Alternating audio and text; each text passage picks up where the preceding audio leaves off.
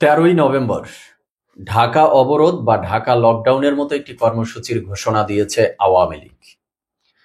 এটিকে কেন্দ্র করে এখন সমগ্র দেশে টানটান উত্তেজনা বিরাজ করছে। সবারই মুখে এখন একটি কথা যে 13ই নভেম্বর কি হতে যাচ্ছে, কি ঘটতে যাচ্ছে। এই 13ই নভেম্বরের ঠিক দুদিন আগে 11ই নভেম্বর ঢাকায় একটি বড় সড় মহাসমাবেশ করেছে জামায়াতে ইসলাম, ইসলামী আন্দোলন সহ তাদের যে ৮ দলীয় একটি যুগপৎ কর্মসূচি চলতেছিল, সেই ৮ দল। ঠিক তার ২-৩ দিন আগ থেকেই সমগ্র দেশে, তবে বিশেষ করে রাজধানী ঢাকার শহরে একের পর এক মুহুর্মুহু বোমা বিস্ফোরণ, ককটেল বিস্ফোরণ, একের পর এক বাসে অগ্নিসংযোগ এবং যত্রতত্র প্রকাশ্যে গুলি করে মানুষ হত্যার মতো ঘটনা ঘটছে।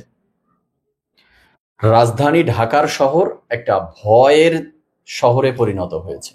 সাধারণ জনগণ ভীত সন্ত্রস্ত, তারা এখন আতঙ্কিত, রীতিমতো আতঙ্কের মধ্যে দিন কাটাচ্ছে। এই ভয়, এই আতঙ্ক শুধু সাধারণ জনগণের মধ্যে নয়, বরং খোদ ডক্টর ইউনূসের অন্তর্বর্তীকালীন সরকারের মধ্যেও এই ভয় ঢুকে গেছে।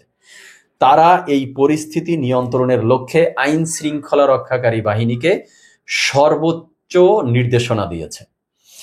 আমরা দেখলাম ১৭,০০০ পুলিশ 13ই নভেম্বর ঢাকার শহরে থাকবে। তাদের সাথে সেনাবাহিনী থাকবে, বিজিবি থাকবে, র্যাব থাকবে এবং এর পাশাপাশি অন্যান্য আইন শৃঙ্খলা রক্ষাকারী বাহিনী যারা আছে তারা সবাই প্রস্তুত থাকবে, মোতায়েন থাকবে, বিশেষ করে রাজধানী ঢাকার শহরকে প্রোটেক্ট করার জন্য, যাতে আওয়ামী লীগের এই কর্মসূচি তারা বাস্তবায়ন করতে না পারে। তার মানে বুঝতেই পারছেন, ১৭,০০০ পুলিশকে প্রস্তুত রাখা হয়েছে, সেনাবাহিনী, বিজিবি, র্যাব সহ অন্যান্য আইন শৃঙ্খলা রক্ষাকারী বাহিনী। তার মানে বুঝতে আর বাকি নেই যে পরিস্থিতি কতটা টানটান উত্তেজনার মধ্যে চলছে এবং এই ভয় সাধারণ জনগণের পাশাপাশি এই সরকারকেও কতটা পেয়ে বসেছে। এছাড়া ঢাকা মেট্রোপলিটন পুলিশ ডিএমপির থেকে তারা অনির্দিষ্টকালের জন্য সভা সমাবেশ নিষিদ্ধ করে দিয়েছে বেশ কিছু ঢাকার শহরের এরিয়াকে কেন্দ্র করে। এরই মধ্যে ঢাকার প্রবেশ পথগুলোতে তল্লাশি চৌকি বসানো হয়েছে। তল্লাশি করে করে, সার্চ করে করে তারপরে ঢাকার শহরে প্রবেশ করতে দেয়া হচ্ছে এবং অনেককে আটক করা হচ্ছে। এবং ঢাকার শহরের বিভিন্ন মেস, হোটেল, আবাসিক হোটেলগুলো, ছাত্রাবাসে তল্লাশি চালানো হচ্ছে এবং তল্লাশি চালিয়ে এই কয়েকদিনে অনেক আওয়ামী লীগের নেতাকর্মীদেরকে গ্রেপ্তার করা হয়েছে। পরিস্থিতি দেখে মনে হচ্ছে যে ২০১৩ সালের পুনরাবৃত্তি ঘটছে বাংলাদেশে ২০২৫ সালে এসে। ২০১৩ সাল বা ১২, ১৩, ১৪ সালের কথা আপনাদের অবশ্যই মনে থাকবে। তখন প্রতিনিয়ত, প্রতিক্ষণ এই বিশেষ করে বাসে অগ্নিসংযোগের ঘটনা ঘটত। বাস পোড়ানোর সাথে সাথে অনেক নিরীহ মানুষের জীবনও সেই আগুনে পুড়ে নিঃশেষ হয়ে যেত। তখন আওয়ামী লীগের সরকার ক্ষমতায় ছিল এবং তারা এই ঘটনাকে বলতো যে অগ্নি সন্ত্রাস বা আগুন সন্ত্রাস, এবং তখনকার আওয়ামী লীগ সরকার মিন করতো যে এই ঘটনা ঘটিয়েছে বিএনপি এবং জামাত, কারণ তখন অগ্নি সন্ত্রাস বা আগুন সন্ত্রাস বলতে বিএনপি জামাতকেই মিন করা হতো। এবং আওয়ামী লীগের বিগত ১৫ বছরে যখনই জামাত শিবির তো খুব বেশি প্রোগ্রাম করতে পারেনি, বাট যখনই বিএনপি কোনো বড় প্রোগ্রামের ডাক দিত ঢাকার শহরে, তখনই এই ঢাকার প্রবেশদ্বারগুলোতে এই তল্লাশি চৌকি বসানো বা মেস, হোটেল বা ছাত্রাবাসগুলোতে তল্লাশি করে চিরুনি অভিযান দিয়ে গ্রেপ্তার করা হতো। সেই ঘটনার পুনরাবৃত্তি এখন ২০২৫ সালে এসে দেখতে পাচ্ছি। বাট রাজনৈতিক প্রেক্ষাপট পরিবর্তন। তখনকার সময়ে যারা ক্ষমতায় ছিল আওয়ামী লীগ, তারাই এখন অপোজিশনে চলে গেছে, তারাই এখন এই অগ্নি সন্ত্রাসের দায়ে অভিযুক্ত। এবার আসি যে এই যে হঠাৎ করে বিশেষ করে রাজধানীর শহর ঢাকা একের পর এক বোমা বিস্ফোরণ, ককটেল বিস্ফোরণ, এই অগ্নিসংযোগ, নাকে বারুদের গন্ধ পাওয়া যাচ্ছে, যত্রতত্র অস্ত্রের মহড়া চলছে, প্রকাশ্যে অস্ত্রের ঝনঝনানি চলছে, গুলি করে খুন করে দেয়া হচ্ছে প্রকাশ্যে। এই ঘটনা কারা ঘটাচ্ছে? ২০২৫ সালে এসে কারা ঘটাচ্ছে? খুবই গুরুত্বপূর্ণ প্রশ্ন। আমি যতটুকু দেখতে পেলাম অ্যানালাইসিস করে, স্টাডি করে, অনেকের সাথে কথা বলে বা অনলাইনে অনেকের মতামত দেখে, জনগণের মধ্য থেকে দুটি শ্রেণী পাওয়া গেছে। এক শ্রেণীর মানুষ এই সন্দেহের তীর ছুটছে আওয়ামী লীগের প্রতি, আর এক শ্রেণীর মানুষ সন্দেহের তীর রাখছে জামাতে ইসলামের প্রতি। হ্যাঁ, আপনি অবাক হতে পারেন যে এই ঘটনার জন্য সন্দেহের তীর জামাতে ইসলামের প্রতি কেন। আসছি সেই ব্যাখ্যায়। যেই শ্রেণীর মানুষ যারা আওয়ামী লীগের প্রতি সন্দেহের তীর ছুটছে, সেটা অমূলক কিছু না এই মুহূর্তে এসে। কারণ ২৪-এর অভ্যুত্থান পরবর্তী সময় থেকেই বাংলাদেশে অনাকাঙ্ক্ষিত যা কিছু ঘটছে তার সবকিছু অবলীলায় বলে দিত একদম সরকারের এই অন্তর্বর্তীকালীন সরকারের মহল থেকে, বিভিন্ন রাজনৈতিক দলের নেতাকর্মী থেকে অনেকেই বলে ফেলতো যে এটি আওয়ামী লীগের কাজ, এটি বিগত ফ্যাসিস্টের কাজ। সেই যদি একটু মনে করি যে সেই সচিবালয়ে অগ্নিসংযোগ বা এই কয়েকদিন আগে যে আমাদের এয়ারপোর্টে অগ্নিসংযোগের ঘটনা, নির্দ্বিধায় সবাই বলে দিত যে এটি তো ফ্যাসিস্ট ঘটিয়েছে, এটি তো পতিত আওয়ামী লীগ ঘটিয়েছে। তো এখন এই ধরনের পরিস্থিতি ঘটবে বা এই অগ্নিসংযোগ ঘটবে, বোমা বিস্ফোরণ, ককটেল বিস্ফোরণের ঘটনা ঘটবে, তো এটা তো অবলীলায় সবাই বলবে যে এটা আওয়ামী লীগের কাজ, এটা আওয়ামী লীগ করছে। কিন্তু যারা সন্দেহের তীর আওয়ামী লীগের প্রতি রাখতে চাচ্ছে তাদের দুটো স্ট্রং জোন আছে, দুটো বেজের উপরে ভিত্তি করে তারা এই অভিযোগ করতে চায়। নাম্বার ওয়ান, এই যে ১৩ই নভেম্বর, যেই ১৩ই নভেম্বরে ঢাকা অবরোধের ঘোষণা দিয়েছে আওয়ামী লীগ, কেন ১৩ই নভেম্বরেই তাদের এই ঢাকা লকডাউন বা ঢাকা অবরোধের ঘোষণা কেন দিতে হলো? কারণ ১৩ই নভেম্বরে শেখ হাসিনার বিরুদ্ধে রায় ঘোষণার একটি দিন ধার্য হবে, দিন ঘোষণা করা হবে, তারিখ ঘোষণা করা হবে। অনেকে এখানে ভুল বুঝেন, ভুল বলতেছেন, অনেককে বলতে শুনেছি যে তারা ভাবতেছেন ১৩ই নভেম্বরেই শেখ হাসিনার বিরুদ্ধে রায় হবে। না, ১৩ই নভেম্বরে রায় হচ্ছে না, বরং রায়টা কবে হবে সেটা ডেটটা ফিক্সড হবে, ডেটটা ঘোষণা করা হবে, প্রকাশ করা হবে এই ১৩ই নভেম্বরে। তো সেই ১৩ই নভেম্বরকে কেন্দ্র করে আওয়ামী লীগ রাজনৈতিক পরিস্থিতি অস্থিতিশীল করতে চাইবে বা তারা তাদের শক্তির জানান দিতে চাইবে, তাদের অবস্থানের জানান দিতে চাইবে। তো এটা তো আওয়ামী লীগ করতেই চাইবে, সেক্ষেত্রে এই সন্দেহের তীর আওয়ামী লীগের প্রতি রাখাই যায়। আর একটা স্ট্রং জোনের উপরে বেস করে সন্দেহ আওয়ামী লীগের প্রতি রাখতে চায়, সেটা হলো যে সেই নির্বাচনটি বানচাল করে দিতে চায় আওয়ামী লীগ। এই দুটো বিষয় সবচেয়ে বড় স্ট্রং জোন হিসেবে দাঁড় করাতে চায় যারা সন্দেহের তীর আওয়ামী লীগের প্রতি রাখতে চায়। এবার আসি যে জামাতে ইসলামের প্রতি সন্দেহের তীর কারা রাখতে চাচ্ছে, সেটা কোন জোনের উপরে বেস করে, কোন পয়েন্টের উপরে বেস করে, এটা খুবই গুরুত্বপূর্ণ বিষয়। দেখুন, ১৩ই নভেম্বর এই ঢাকা লকডাউন বা ঢাকা অবরোধের ঘোষণা দিল আওয়ামী লীগ। ঠিক তার ২ দিন আগে ১১ই নভেম্বরে মহাসমাবেশ করেছে জামাতে ইসলাম সহ তাদের ৮ দলের যারা রয়েছে তারা।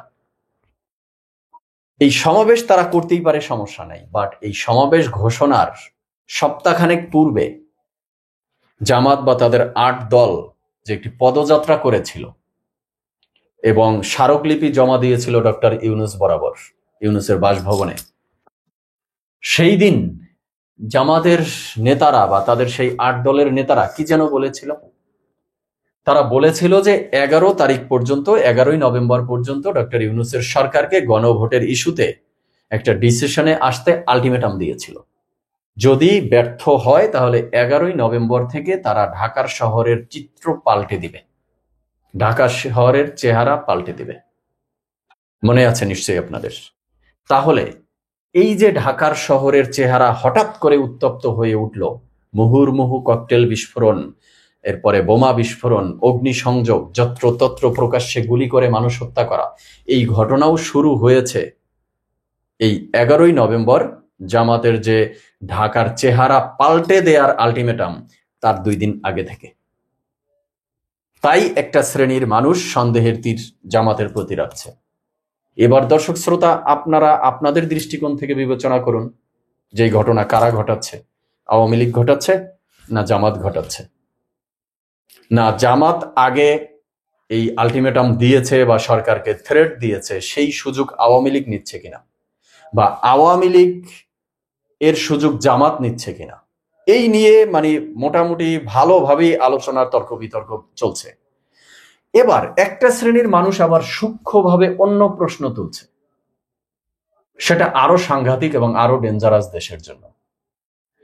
সেটা হলো, দেখুন, এই দুই গ্রুপ, আওয়ামী লীগ এবং জামাত, তাদের যে স্ট্রং জোনের উপরে বেস করে মানুষ সন্দেহ করতে চায়, সেখানে অন্যতম একটা মিল আছে, একটা স্ট্রং জোনের মিল আছে। সেটা হলো নির্বাচনকে বানচাল করে দেয়া বা নির্বাচনটা যাতে ফেব্রুয়ারিতে না হয় সেখান থেকে পিছিয়ে দেয়া।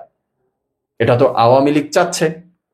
আওয়ামী লীগ তাদের মানে রাজনৈতিক কৌশল হিসাবে তারা চাইবেই। জামাতও কিন্তু চাচ্ছে। সেটা 11ই নভেম্বর তাদের যে মহাসমাবেশ সেখান থেকে ক্লিয়ার হয়ে গেছে।